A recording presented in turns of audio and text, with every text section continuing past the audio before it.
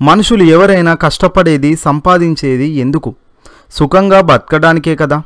వారు వారితో పాటు ముందు తరాలు ఇబ్బందులు పడకుండా ఉండాలని ఎవరైనా ధనం సంపాదిస్తారు, ధనవంతులుగా ఉంటారు. కానీ పేదరికంలో ఉండాలని ఎవరూ కోరుకోరు. అయితే మనం చేసే పలు రకాల పనుల వల్ల ధనవంతులు కాస్త పేదరికంగా మారిపోయే అవకాశం ఉందట. అంతేకాదు, సమస్యలు మన చుట్టుముట్టి అనేక ఇబ్బందులకు నెట్టేస్తాయట. మరి ఏ ఏ పనుల వల్ల దరిద్రం కలుగుతుంది, వేటిని చేయకూడదో ఈ వీడియోలో చూద్దాం. శ్మశానములో మరణించిన వారి ఎముకలను తాకరాదు, అలా చేస్తే అరిష్టం కలుగుతుంది. అంతేకాకుండా అననుకూల శక్తులు కూడా వెంటాడి మనకు అపారమైన నష్టం కలిగిస్తుంది, అన్ని సమస్యలు తెచ్చిపెడుతుంది. నేల మీద పడిన ఆహారాన్ని కాలితో అస్సలు తాకకూడదు. అలాగే మనం ఆహారం తినే ప్లేట్లో ఎట్టి పరిస్థితుల్లో కూడా అడుగు పెట్టరాదు. అలా చేస్తే ఎప్పటికీ దరిద్రం వెంటాడుతుందట, సంపద అస్సలు కలిసి రాదు. పండగలు, ప్రత్యేక పర్వదినాల రోజున కుక్కను అస్సలు తాకరాదు, అలా చేస్తే అపశకనం కలుగుతుంది.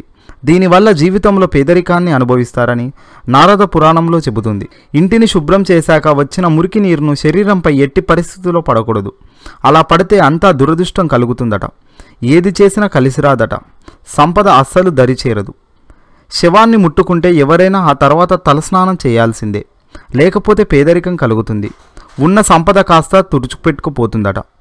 చాపపై చేతులు పెట్టి ఉంచకూడదు, అలా ఉంచితే మనకు మంచిది కాదు. పైన చెప్పిన సూచనలన్నీ నారద పురాణంలో ఇచ్చారు కనుకనే వీటిని గురించి మేము చెప్పాం. కాబట్టి ఈ పనులు చేయకండి, లేదంటే ఆపదలను కొని తెచ్చుకున్న వారు అవుతారు. మీకు నచ్చితే లైక్ చేయండి, మీ మిత్రులకు షేర్ చేయండి. అలాగే మా మెరుపు వార్త ఛానల్ని సబ్స్క్రైబ్ చేసుకోండి.